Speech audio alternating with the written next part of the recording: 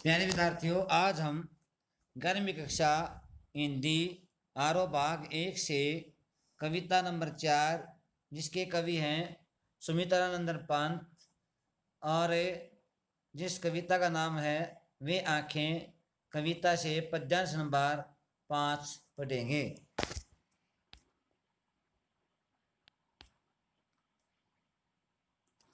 प्यारे विद्यार्थियों, सबसे पहले हम प्रसंग लेते हैं। प्रस्तुत पद्यांश हमारी हिंदी की पाठ्य पुस्तक आरो भाग 1 वे आँखें नामक कविता से अवतरित है। इसके कवि सुमित्रानंदन पंत जी हैं, जो कि एक किसान की दैनिक दिशा का और उस किसान की मानसिक दिशा का वर्णन करते हुए कहते हैं। व्याख्या।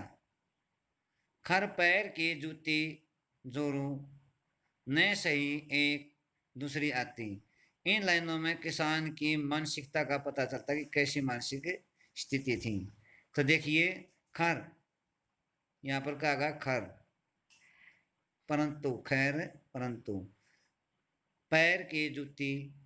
तो इसमें कवि ये बताना चाहता है कि उस किसान की जब पत्नी मर चुकी थी तो उसके मन में विचार आया कि ये जो जोरू यानी कि पत्नी है, जो एक पैर की जूती के समान होती है। न सही एक, यदि जूती एक नहीं, यानी कि जूती फट जाती है, जूती फटने के बाद दूसरी जूती आ जाती है। वो ये सोचता है कि एक पत्नी यदि मर जाती है तो दूसरी पत्नी आ जाती है। पर जवान लड़के की सूद कर, परंतु उसके जवान बेटे की जो मृत्यु हुई थी उसके बारे में वह सोचता है, ये सोच करके कि जवान लड़के की सूद कर, जवान लड़के की याद या सोच करके सांप लौटते पड़ती छाती, उसके छाती पर सांप लेटने लग जाते। इसका अर्थ है छाती पर सांप लेटना बहुत अधिक दुख हो जाता और उसकी धड़कन बन जाती, अर्थात बहुत अधिक कष्ट होता था, दुख होता था ऐसी सोचकर। पिछले सुख की स्मृति आंखों में, उस किसान की आंखों के अंदर बहुत अधिक जैसे खेती थी, एक लड़का था, पूरा घर भरा हुआ था, इस प्रकार के सुख की स्मृति, इस प्रकार का जो सुख था उसकी यादगार उसकी आंखों के सामने आती। अक्सर बार एक चमक है लाती, कुछ ही समय के लिए चमक पैदा करती थी, अर्थात खुशियां देती थी।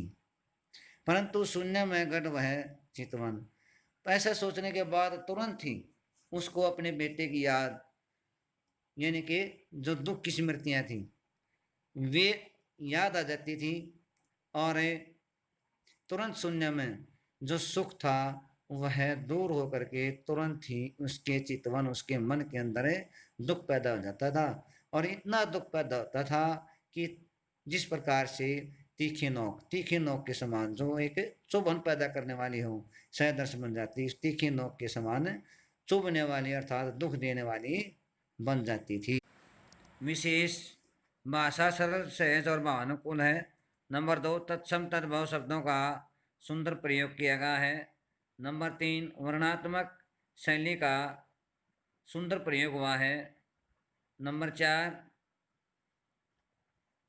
इस पद्यांश में किसान की दैनिक दिशा का तथा उसकी सोचन शक्ति का वर्णन किया गया है। नंबर 5, तीखी नोक और सांप लौटना, फटती छाती मुहावरे के प्रयोग से इस पद्यांश को बहुत ही रोचक बनाया गया है। ग्रह करिए। प्यारे विद्यार्थियों, जो पद्यांश दिया गया है इस पद्यांश को पूरी ध्यानपूर्वक पढ़ना और समझना है। इसके बाद आपने सप्रसंग, व्याख्या, विशेष सहित साफ कॉपी में लिखनी और याद करनी है। एक प्रश्न उत्तर सहित दिया गया है, इस प्रश्न को का उत्तर साफ कॉपी में लिखना और याद करना है।